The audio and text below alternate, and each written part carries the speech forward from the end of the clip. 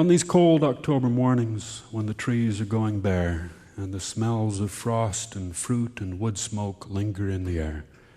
when my skin warms to the chill and my blood and flesh and bone are touched by old sweet memories of autumns I have known,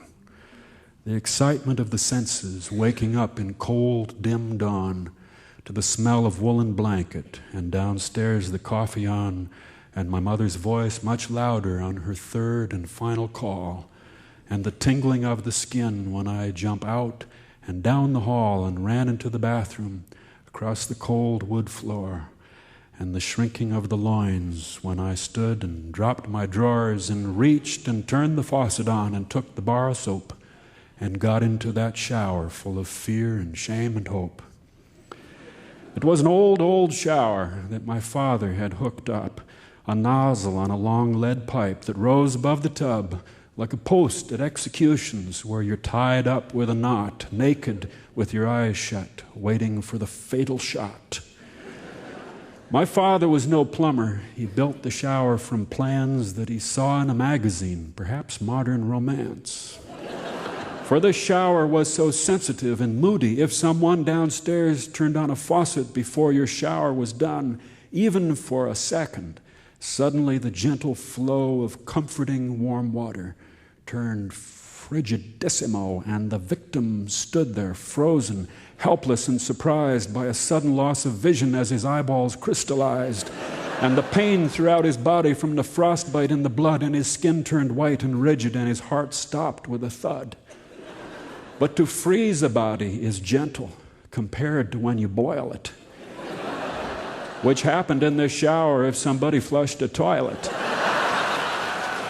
It came without a warning as you sang la la and scrubbed. No rumble in the pipe said this volcano would erupt. It just blew up in your face, or from behind the lava rose and hit you bending over to wash between your toes.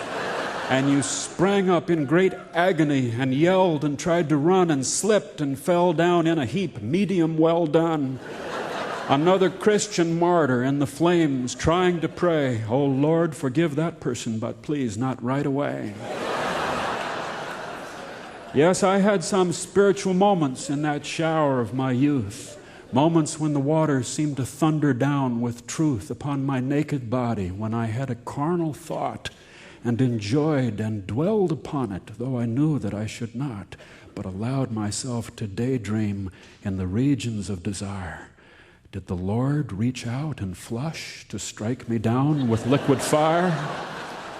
I used to think he did, but now I'm older and I see the shower was a lesson in man's sweet mortality, to feel how fine, how fragile is this trembling naked form, how delicious is the water, and how briefly it stays warm, and how it may turn painful suddenly without a word, and how, though it seems unfair, this pain can be endured, and how the joyful moments seem more sweet as they go by, because you know this shower has a limited supply. I'm out of that old bathroom now. Since then, I've gotten wet in a lot of shower systems where the temperature is set by small inboard computers that keep it warm nonstop and regulate the volume and the shape of every drop in exact configuration from a trickle to barrage, steady flow or in pulsations for a thundering massage, with bath oil beads and vitamins mixed in, emulsified, from shower heads above you and below and to the side, 6 to make the shower, 1 to make a gentle mist, and a tape deck in the ceiling playing Chopin and Franz Liszt, and a light to make a rainbow where the shower is a prism, and all of it designed to soak out Calvinism. And the sun lamps in the ceiling and the coil in the floor maintain precision comfort, and you know there's always more hot water where this came from, some endless reservoir that the universe has guaranteed to you its brightest star. But as I stand in absolute luxurious delight and utter satisfaction, I know it is not right. You know it too, my friend. And so tomorrow when you rise and stand under your shower, when you acclimatize, reach for the knob marked H and turn it off and stand in prayer. Lord, help me appreciate what soon will not be there,